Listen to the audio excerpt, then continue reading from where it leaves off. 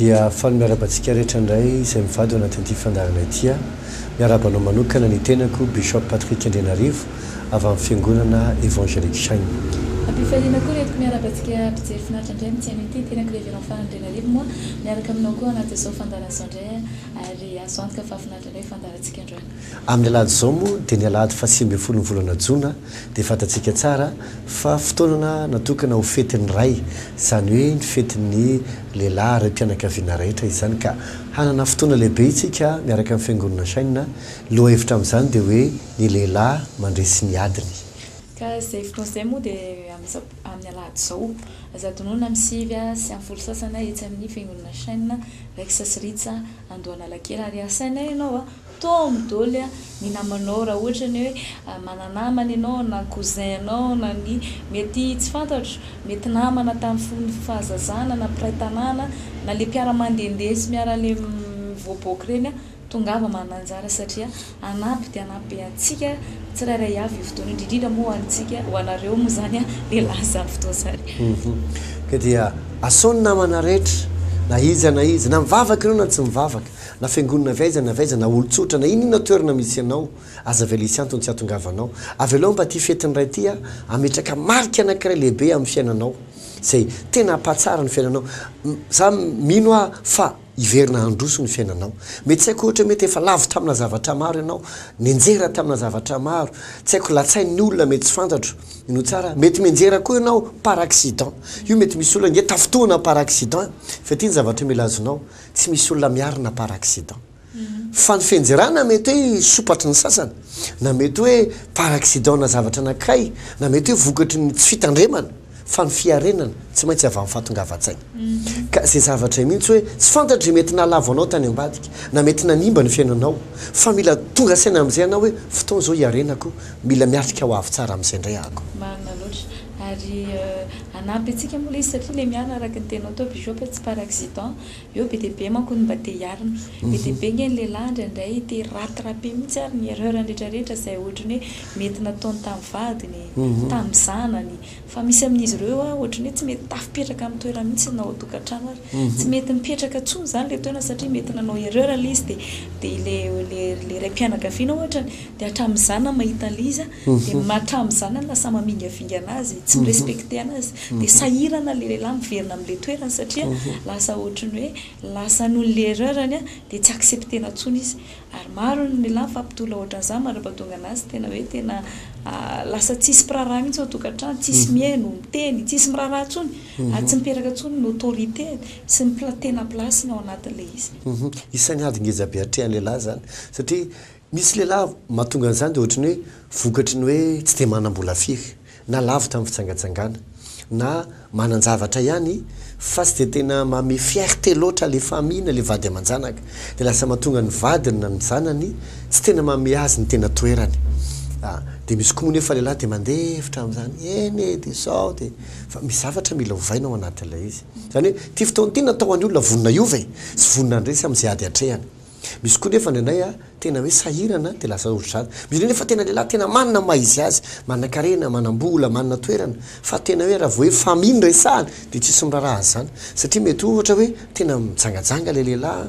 maditra vehivavy na mety tsy fantatro ohatra hoe mpisotro koa dia tena tsisy mivaloriser zay hoe toerany hoe voly tsisy miraharaha azy zany fa lasa ohatrany hoe vokatry le azosoana araka ny tenanao zay dia very le tena mahizy azy ary voamaina efa izy lasa manosika azy amina zavatra tsy izy dia ny olana mazy dia zao isika olombelona dia ny foronona avy amin'ny vovoka ny biby koa ny foronona avy amin'ny vovoka le vatany io resahako io fa tsy le fanahy ka raha sanatria le olona zany latsaka any amin'ny nofo foana dia zay no mahatonga ny olombelona raha olona tsy baiko ny fanahany lasa ohatry ny biby rehefa miaina dia jerevo ny biby raha ratrainao izy dia raha ohatra ianao ka andeha nasitra anazy na tsy ianao ary nandratra azy dia eritreretiny fampitombony ratrany ianao dia tsy maintsy kakeriny ianao na rongotany ianao na tezerina ianao sotra zany izy tsy tonga saina mihitsy anasitra anao izy fa eritreretiny hoe anampony feriny ianao ary betsaka lehilahy ohatrany ohatrany hoe mailomailo zany vao mafafa mifiresaka tonga dia ataka aingana izy satria ny lehilahy tsy tia defieny zany ny lehilahy tsy tia olona ohatrany hoe manambanimbany azy na manao zavatra tsy fantatro zany manitsana ny tomba midina ohatra zany zay zavatra zany a be da be ny zavatra mila hovaina amin'ny lehilahy ry za tena mahita hoe fotoana zao anana tena hoe lehilahy marina ao anatokantrano sy amin'ny fiarahamonina ilaina dia ilaina tokoa zay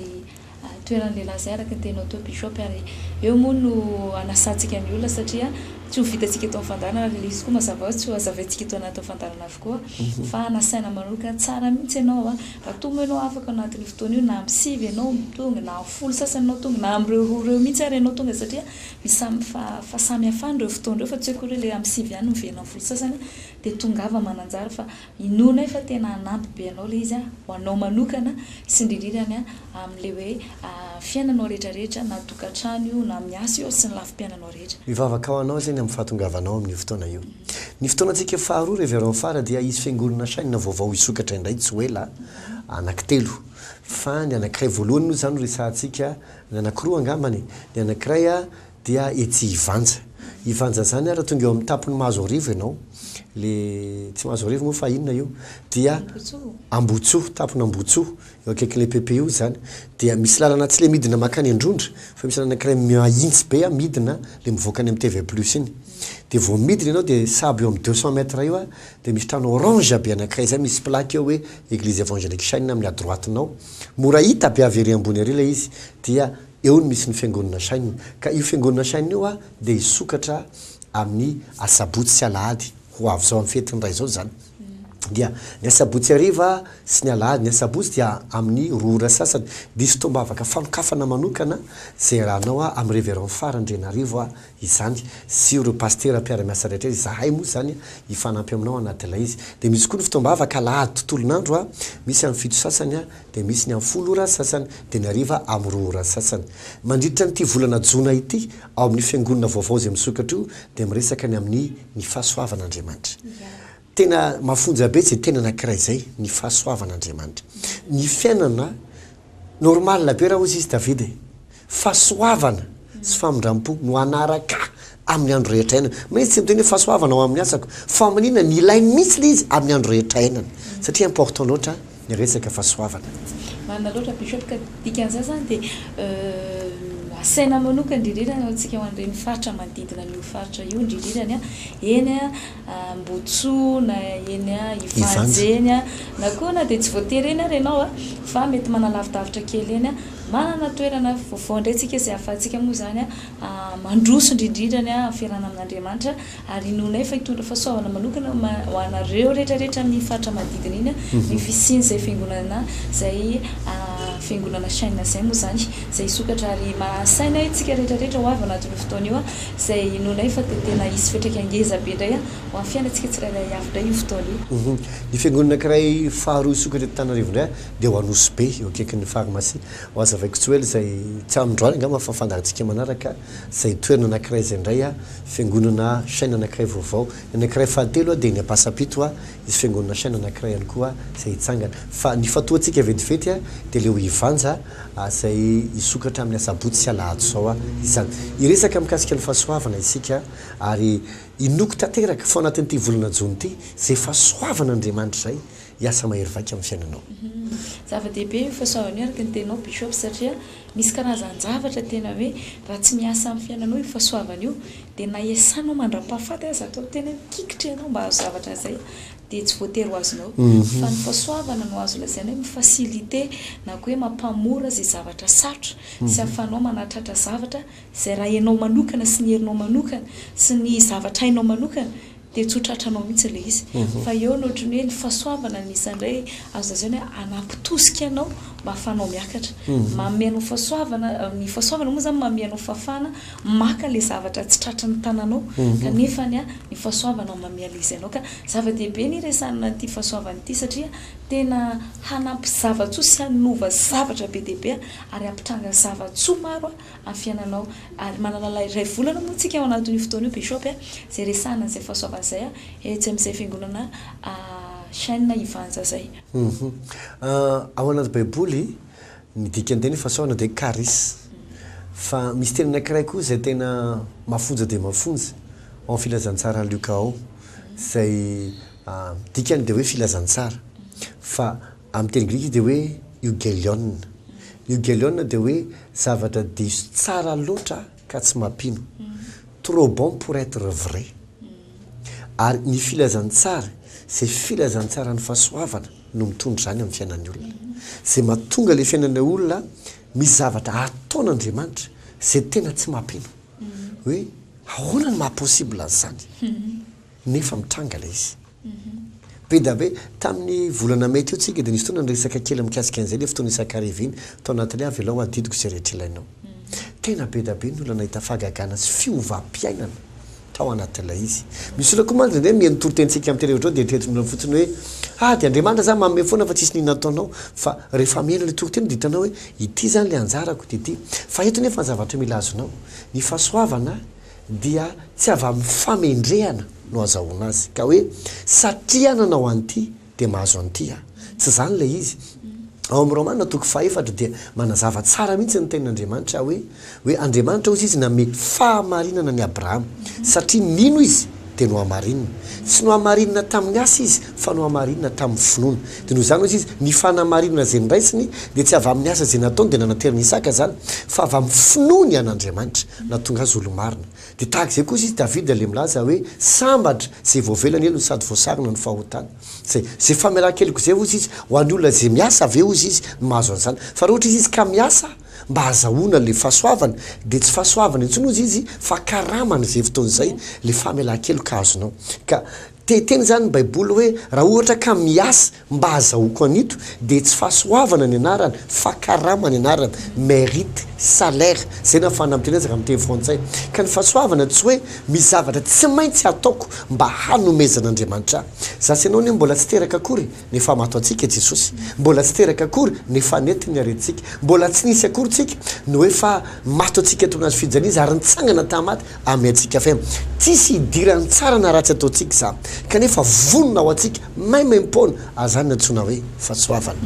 aza indrindra tsy nany afangaron'olona satria indraindray ny olona bishop araka ny tena hoe miandry zavatra manokana ekena tokoa fa misy zavatra paranao ohatra ny raisiko ohatra ny hoe Jesosy ao mato antsika arak'izay fa izy ny baiboly hoe ny andrasan'Andriamanitra atsika dia ino zay nataony Jesosy atsika ny ino zavatra ataony fa eto ny olona dia hoe andraindray mieritreritra raha miresaka fahasoavantsika dia tsy maintsy inona ny ataoko tsy maintsy manao zavatra tsy